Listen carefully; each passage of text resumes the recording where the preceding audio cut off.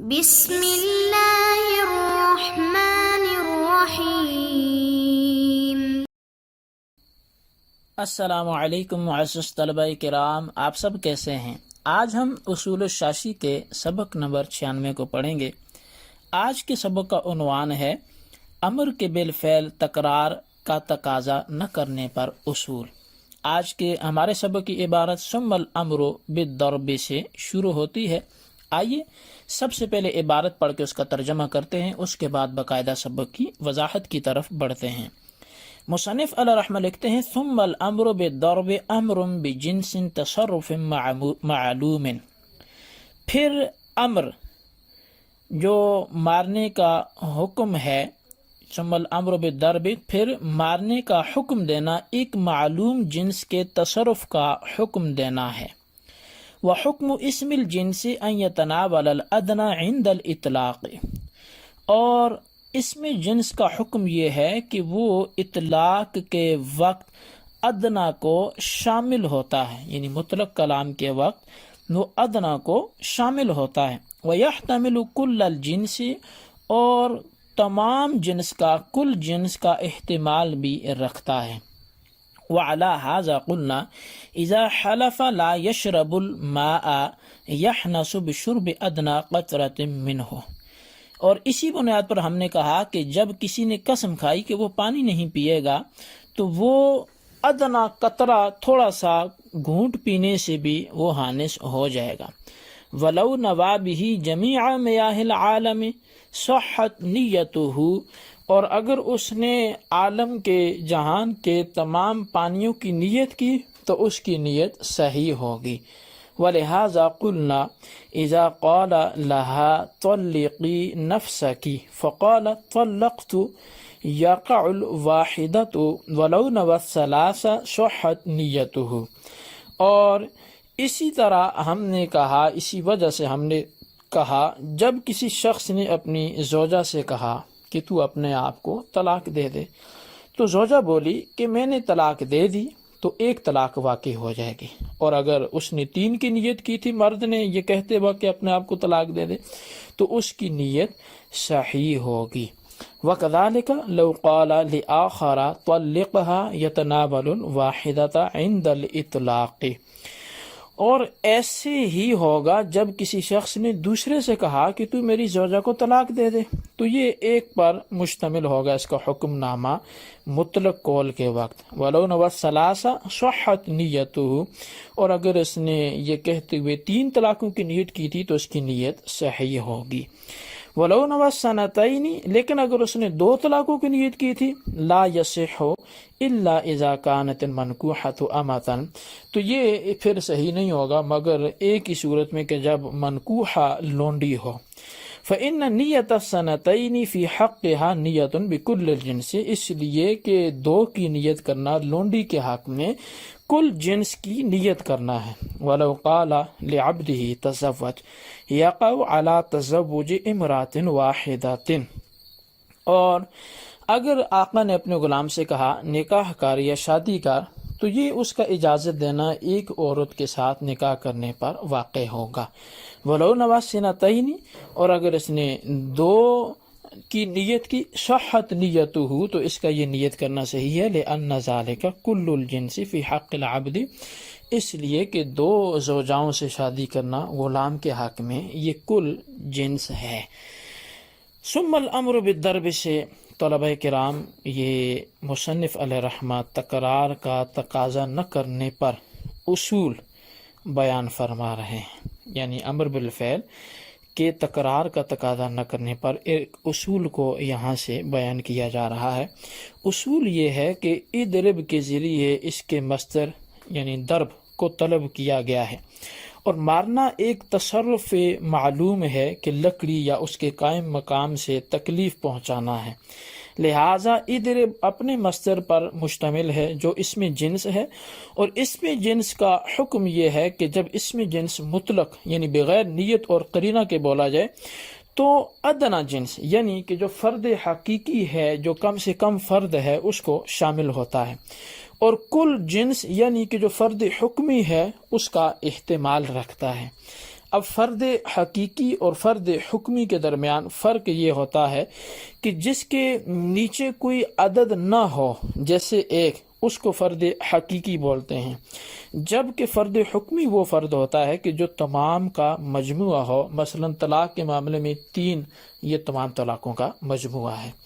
خلاصہ کلام یہ ہے کہ فرد حقیقی امر کا موجب ہے، جبکہ فرد حکمی امر کا محتمل ہے، جو بغیر نیت و قرینہ کے ثابت نہیں ہو سکتا۔ باقی رہا عدد، تو وہ نہ فرد حقیقی ہے نہ ہی فرد حکمی ہے، بلکہ عدد اور فرد میں منافات ہے، جس کی وضاحت اس سے پہلے بھی کی جا چکی ہے گزشتہ اسباق میں۔ لہٰذا یہ بات کھل کر سامنے آ گئی کہ امر میں فرد حقیقی ہوتا ہے یا فرد حکمی ہوتا ہے، لیکن تکرار نہیں ہو سکتا۔ اب یہاں پر طلاق کے علاوہ فرد حکمی پوشیدہ رہتا ہے، اس کا پتہ مرنے کے بعد معلوم ہو سکتا ہے کہ زندگی میں کتنی نمازیں پڑھی، ان کا کل مجموعہ زندگی میں معلوم نہیں ہو سکتا،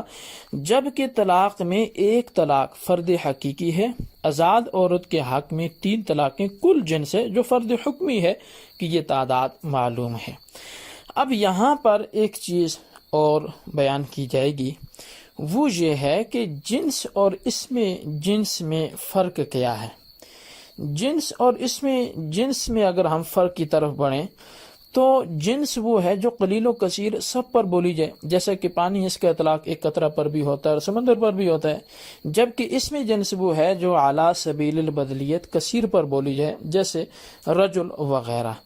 اب مصنف علیہ رحمہ و علی ھذا قلنا سے گزشتہ بیان کردہ اصول کے اس میں جنس جب مطلق بولا جائے تو فرد حقیقی اس کا موجب اور فرد حکمی اس کا محتمل ہے کہ نیت و قرینہ کے بغیر ثابت نہیں ہوگا۔ اس پر 4 مثالیں مصنف یہاں سے پیش کر رہے ہیں۔ پہلی مثال یہ ہے کہ کسی شخص نے قسم کھاتے ہوئے کہا واللہ لا اشرب الماء، اللہ کی قسم میں پانی نہیں پیوں گا، اور قسم کھانے والے نے کوئی نیت بھی نہیں کی، تو پانی کا ایک قطرہ بھی پینے سے یہ شخص حانث ہو جائے گا، اس کی قسم ٹوٹ جائے گی، کیونکہ پانی کا ادنا قطرہ پانی کا فرد حقیقی ہے جو بغیر نیت کے ثابت ہو جاتا ہے، اور اگر اس نے تمام پانیوں کی نیت کی تو یہ نیت معتبر ہوگی اور یہ شخص پانی پینے سے حانث نہ ہوگا، اگرچہ جتنا بھی پانی پی لے، کیونکہ تمام دنیا کا پانی پینا متعذر ہے، اور حقیقت متعذرہ کا حکم یہ ہے کہ اگر اس کی نیت کر لی جائے تو نیت درست ہوتی ہے، لیکن 1-2 گلاس پانی پینے سے حانث اس لیے نہیں ہوگا کہ پانی کا گلاس جن سے پانی کا نہ ہی فرد حقیقی ہے اور نہ ہی فرد حکمی ہے، جبکہ اس میں جنس فقط فرد حقیقی کو شامل ہوتا ہے اور نیت کرنے کی صورت میں فرد حکمی کا محتمل ہوتا ہے۔ تو یہ پہلی مثال تھی، اور دوسری مثال مصنف نے یہ دی، اگر کسی شخص نے اپنی بیوی سے کہا طلقی نفسکی، تو اپنے نفس کو طلاق دے دے، تو عورت نے کہا طلقت، میں نے طلاق دے دی، تو شوہر نے کوئی نیت اگر نہیں کی تھی تو عورت کی جانب سے ایک ہی طلاق واقع ہوگی، لیکن اگر شوہر نے 3 کی نیت کی تھی تو 3 طلاقیں واقع ہو جائیں گی، لیکن اگر 2 کی نیت کی تھی تو 2 واقع نہیں ہوگی، اس لیے کہ 2 نہ تو طلاق کا فرد اس میں چونکہ جنس ہے، اور نہ اس میں جنس کا فرد حقیقی 2 ہے، نہ فرد حکمی 2 ہے۔ تیسری مثال یہ دی کہ اگر کسی شخص نے دوسرے کو وکیل بناتے ہوئے کہا طلقھا، تو میری بیوی کو طلاق دے دے، تو اس نے طلاق دے دی۔ اب وہاں بھی یہی ہے کہ مطلق بولا تو 1 طلاق واقع ہوگی، اور اگر شوہر نے کوئی نیت کی تھی یعنی 3 کی نیت کی تھی تو پھر 3 واقع ہو جائیں گی، لیکن اگر 2 کی نیت کی تھی تو یہاں بھی 2 واقع نہیں ہوں گی، اور اس کی وجہ بھی وہی ہے جو عرض کر دی گئی، یعنی کہ چونکہ طلقھا میں طلاق کی بات کی جا رہی ہے، طلاق مصدر ہے اور یہ اس میں جنس ہے، اس میں جنس میں یا تو فرد حقیقی مراد ہوتا ہے یا فرد حکمی مراد ہوتا ہے۔ طلاق کا فرد حقیقی آزاد عورت میں وہ 1 طلاق ہے جو اس کا ادنا فرد ہے، اور طلاق کا فرد حکمی جو نیت یا قرینے سے ثابت ہوگا وہ اس کا کل جنس والا فرد ہے، اور وہ 3 طلاقیں ہیں۔ تو لہٰذا بیچ کا جو 2 ہے یہ عدد ہے، اور عدد میں یہاں اس پر کوئی چیز ایسی دال نہیں ہے، اس میں جنس کر چونکہ یا تو ادنا فرد مراد ہوتا ہے یا کل جنس مراد ہوتی ہے، اس لیے اس کی نیت کرنا درست نہیں ہوگا۔ چوتھی مثال مصنف نے یہ دی کہ اگر آقا نے اپنے غلام سے کہا تزوج، کہ تو نکاح کر لے، آقا نے کوئی نیت بھی نہیں کی، تو یہ امر ایک نکاح کرنے کو شامل ہوگا، یہ اس میں جنس کا فرد حقیقی ہے۔ اور اگر آقا نے دو عورتوں سے نکاح کرنے کی نیت کی تو یہ نیت درست ہوگی، کیونکہ غلام کے حق میں دو عورتوں سے اس میں جنس کا فرد حکمی ہے جو نیت سے ثابت ہو جاتا ہے، چونکہ اس کے حق میں دو عورتوں سے نکاح کرنا یہ کل جنس ہے۔ تو لہٰذا غلام چونکہ تنصیف نعم کی وجہ سے، رقیت کی وجہ سے وہ آدھی چیزوں کے حقدار ہیں، تو دو جیسے طلاقیں لونڈی کو دو دی جا سکتی ہیں، تو ایسے ہی